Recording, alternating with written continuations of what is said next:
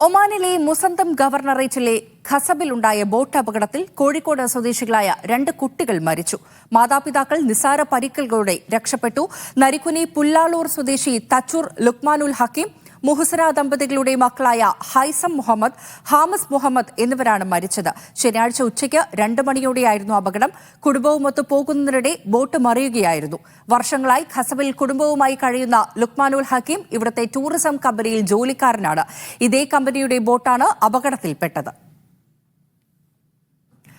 Binu S Kottarakkara വിവരങ്ങൾ നൽകാൻ ചേരുന്നുണ്ട്. ബിനു, ഏറ്റവും ദാരുണമായൊരു വാർത്തയാണ് ഇത് എന്ന് പറയേണ്ടി വരും. എങ്ങനെയാണ് ഈ അപകടമുണ്ടായത്? ഫാരിഷ, ശനിയാഴ്ച ഉച്ചയ്ക്ക് 2 മണിയോടെയായിരുന്നു അപകടം നടന്നത്. കുടുംബവുമൊത്ത് പോകുന്നതിനിടെ ബോട്ട് മറിയുകയായിരുന്നു.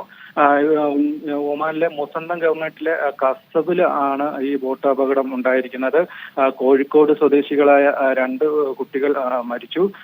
നിസാര പരിക്കുകളോടെയാണ് മാതാപിതാക്കളെ രക്ഷപ്പെട്ടിട്ടുണ്ട്. അതുപോലെ നരിക്കുനി പുല്ലാളൂർ സ്വദേശി തച്ചൂർ ലുക്മാനുൽ ഹക്കീം, മുഹ്സന ദമ്പതികളുടെ മക്കളായ ഹൈസം മുഹമ്മദ്, ഹാമിസ് മുഹമ്മദ് എന്നിവരാണ് മരിച്ചത്.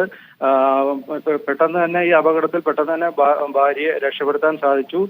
പിന്നീട് കുറച്ച് സമയമെടുത്താണ് കുട്ടികളെ കണ്ടെത്താനാകുന്നത്. കുട്ടികളെ ഉടൻ തന്നെ ഖസബിലെ പോളിക്ലിനിക്കിൽ എത്തിച്ചിരുന്നുവെങ്കിലും മരണം സംഭവിക്കുകയായിരുന്നു. വർഷങ്ങളായിട്ട് ഖസബിൽ കുടുംബമായി കഴിയുകയായിരുന്നു ലുക്മാനും ഹക്കീമും കുടുംബവും. ഇവിടുത്തെ ഒരു ടൂറിസം കമ്പനിയിലെ ഒരു ജീവനക്കാരനാണ് ഇദ്ദേഹം. ഇതേ കമ്പനിയുടെ ബോട്ടാണ് അപകടത്തിൽപ്പെട്ടതും. ഹരിഷ, ബിനു, ഒരു കാര്യം കൂടി, ഈ അപകടത്തിന്റെ കാരണം അത് വ്യക്തമായിട്ടുണ്ടോ? എന്താണ്? ഒപ്പം തന്നെ ഈ ബോട്ടിൽ ഈ കുടുംബം മാത്രമേ ഉണ്ടായിരുന്നുള്ളൂ? കൂടുതൽ വിവരങ്ങളൊന്നും നമുക്ക് ഇതുവരെ കിട്ടിയിട്ടില്ല.